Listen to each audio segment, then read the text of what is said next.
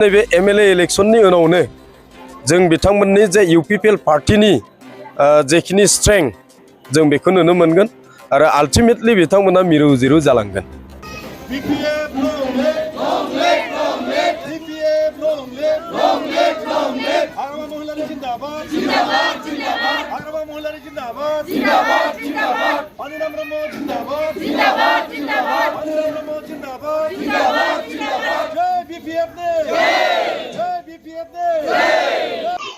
बिसायख'थिया गेजेराव साननैसोल' दंसै बेबायदि समावबो बिपिएफआव गुबुन हान्जानिफ्राय लोब लोब जयनिं जागासिनो दङ। बेबायदिनो नैबे 19 नं सिडली बियाब सिंनि बिरहांगाव प्राइमारिनि सिगाङाव दिनै नैबे मोनाबिलि समाव हाथिख'था गामियाव गुबुन हान्जानि माखासे बिपिएफआव जयन जाबाय। मा फोरमायगोन? जे विधानसभा इलेक्शन बेयो बारा गोबाव गैला। 7 तारिखसिम जोंहा केम्पिंआ दं, 9 तारिखआव जोंनि इलेक्शन। जेसेबांनो खाथिनिफ्राय खाथिसिन फैदों एसेबांनो रायजो राजानि बिपिएफखौ अनसायनाया बारानिफ्राय बारासिन जादों।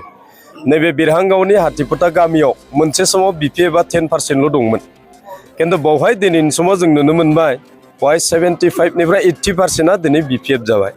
थारमाने बिथांमोना मोनसे समाव जे जोंनि मोनसे परिबेस दंमोन, आन्दलननि मोनसे परिबेस, बेनि जे मोनसे सेन्टिमेन्ट क्रिएट खालामनानै सेन्टिमेन्टनि गेजेरजों मोनसे समाव पिसिडिआरनो यूपीपीएलनो बिथांमोनखौ सापर्ट खालामबोदोंमोन।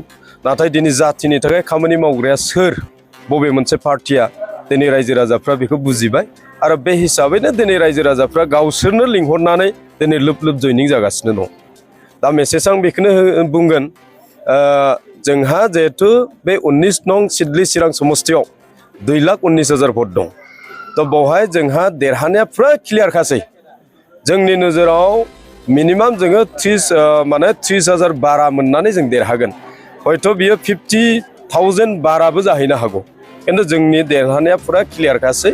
मोनफ्रोमबो गामियाव जों जेसेबां हाबदों मोनफ्रोमबो गामियाव जोंना भटार्स बिथांमोना बिपिएफखौ अनसायनाय आरो बारायनायखौ जों नुनो मोनबाय थादों।